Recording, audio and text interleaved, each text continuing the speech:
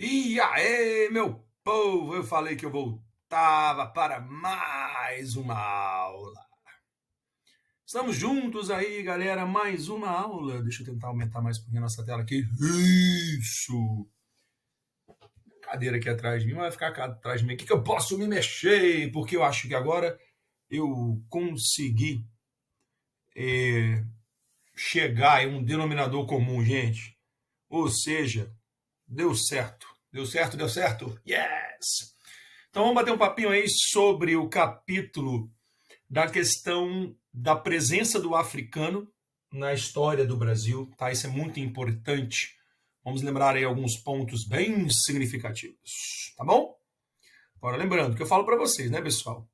Não adianta que isso não substitui o seu estudo, né? O seu consulta no livro, no caderno. Isso aqui é só uma forma de você ter mais certeza do conteúdo, mais firmeza e escutar uma fala minha, tá bom?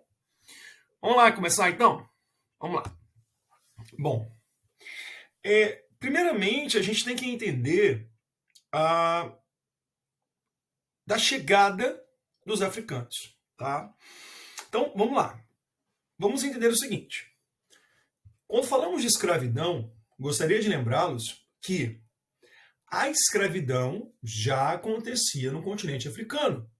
Então, os reinos africanos, os impérios africanos lutavam entre si, e sendo um derrotado, o outro que conquistou, ganhou o conflito, poderia usar esses indivíduos derrotados como escravos. Porque eu falei para vocês que escravo é uma relação entre dois indivíduos, onde um tira a liberdade do outro e trata esse outro como uma coisa. Lembre-se, escravo é coisa. Escravo não tem cor, não tem olho, não tem cabelo, não é sentido. Escravo é uma condição que você coloca no ser humano. Tudo bem? A escravidão coisifica o ser humano. Então, seria muito normal você ver um quadro, por exemplo, dos africanos escravizando os africanos. Tá?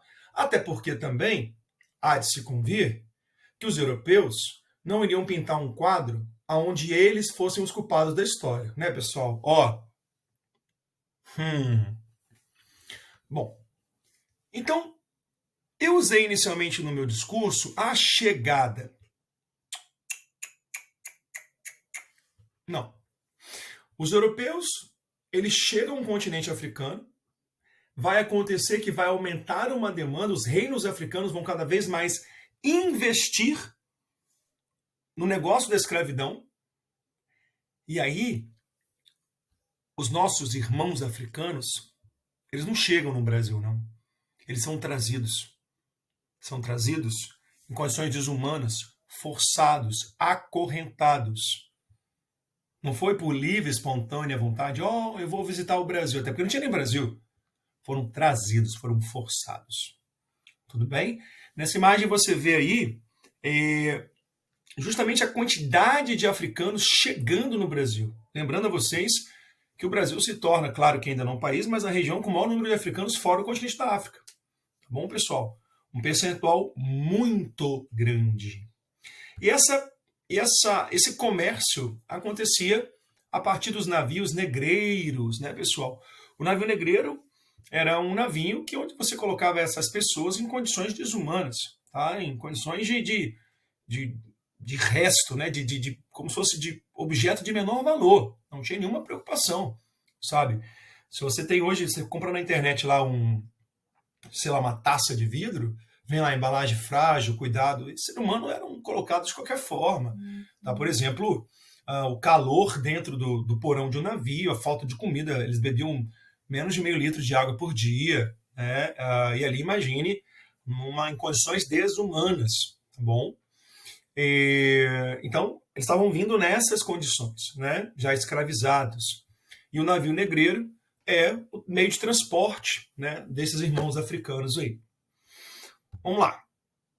Eis navio negreiro. Tá bom.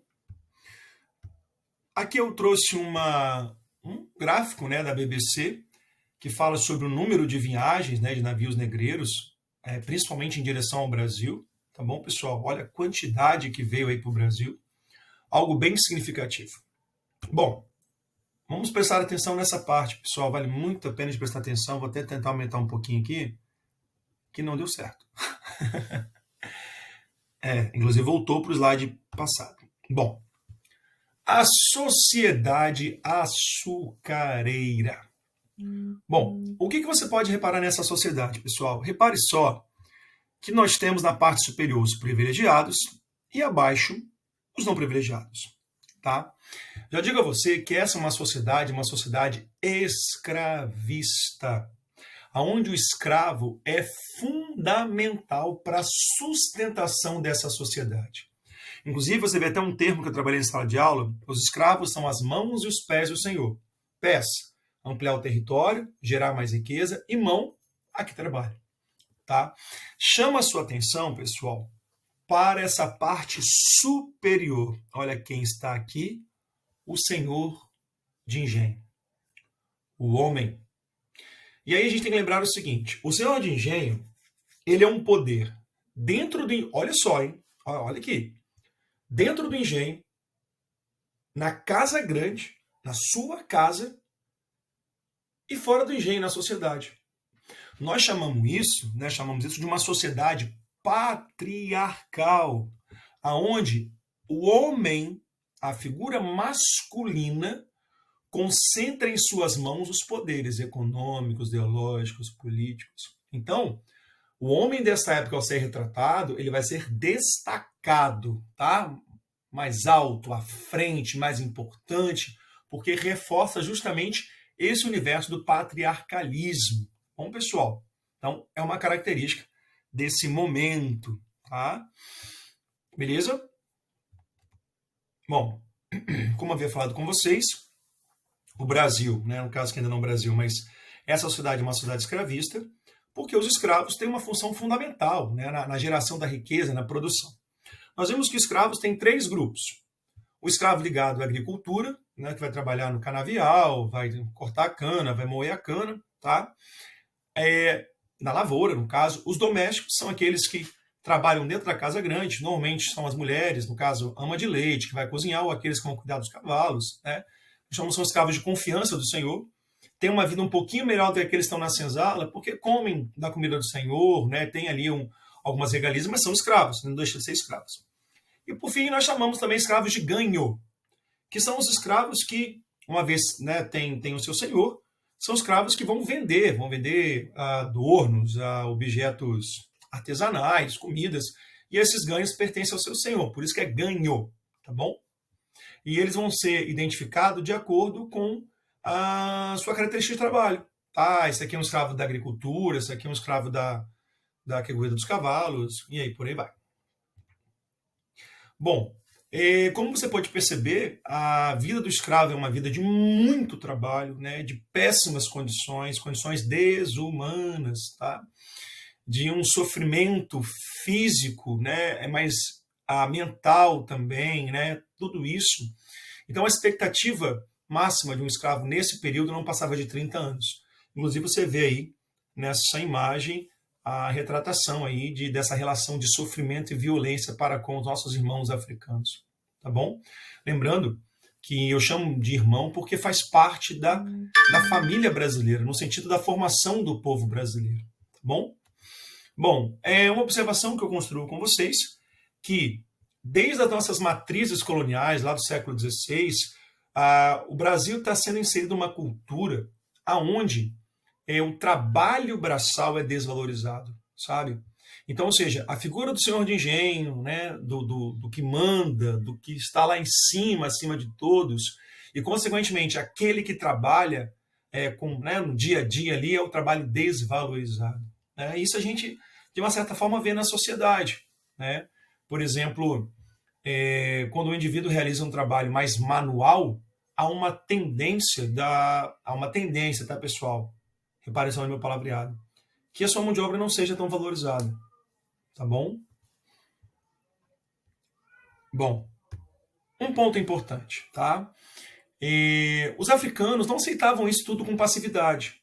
Existiam várias formas de resistir, de lutar, como, por exemplo, pum, pam, pam, pam, pam, pam, o chute, que é a capoeira, como você pode observar na primeira foto lá da que abre essa aula. Mas tem lá outras formas também, como, por exemplo, as fugas, as sabotagens, tá? O confronto, né? A luta, a violência contra si, exatamente. Pensar, por exemplo, no aborto, no suicídio, são formas de você penalizar o seu senhor, uma vez que você é uma propriedade, você é uma coisa, tá? E ainda, pessoal, eu destaco que nessas fugas, né, nesses movimentos para o interior, nós temos aí a formação dos quilombos, tá? Que são esses quilombos, então, esses grupos de escravos fujões, não só escravos, mas também indígenas, soldados desertores, degredados, formavam esses núcleos, né, de vilarejos, de cidades, né, pequenas, né, no meio da mata. Então estavam lá enfiados lá no meio da mata, no interior, e aí tinham lá, praticavam agricultura, né, pequeno comércio, animais, né, coletavam, caçavam. E o quilombo, para o senhor de engenho, é uma pedra no sapato, pessoal. O que é uma pedra no sapato? Algo que incomoda profundamente. Por quê? Enquanto existir aquele quilombo, esse senhor está, de uma certa forma, incomodado, porque os seus escravos podem, em alguma circunstância, fugir para este quilombo. E de todos os quilombos, a gente destaca o quilombo dos Palmares, que foi um dos maiores quilombos da história do Brasil. Tá, pessoal? Lá na região do Pernambuco, chegou a ter mais de 20 mil habitantes, galera, tá? O seu líder Zumbi dos Palmares, até hoje é lembrado, a morte dele, 20 de novembro, é lembrado como Dia da Consciência Negra. Por que, pessoal, é importante lembrar? Porque, infelizmente, de uma certa forma, a sociedade escravista, mentalmente, ela ainda existe, sabe? É muito comum, infelizmente, as notícias, as imagens de racismo, de injúria racial, de infelicidade de algumas pessoas, tá? Com uma falta de empatia, com falta de amor ao próximo, de enxergar, por exemplo, no outro a religião que é diferente da sua, uma religião de matriz africana, né? Você denegrir, associar algo ruim. Então, quando a gente olha a cultura africana com a perspectiva de conhecer, né? O que eu falei em sala de aula, preste atenção, pessoal. Aqui eu não estou falando em concordar. Concordar é algo meu. Eu concordo ou não concordo, mas nós estamos falando na perspectiva do aceitar, do respeitar. Se aquele irmão tem uma crença diferente da sua, o artigo 5º da Constituição deixa claro, é um direito dele. Ele pode professar e se manifestar, assim como você também. Tá? Então que nós possamos pegar essa partezinha final da cultura afro e dar uma olhada para adquirir esse conhecimento, porque só a partir do conhecimento nós conseguiremos, a gente pode afastar eu vou usar um termo um pouco pesado, a imbecilidade do racismo, da injúria e da crença que um ser humano é melhor do que o outro. Galera, obrigado. Espero que você tenha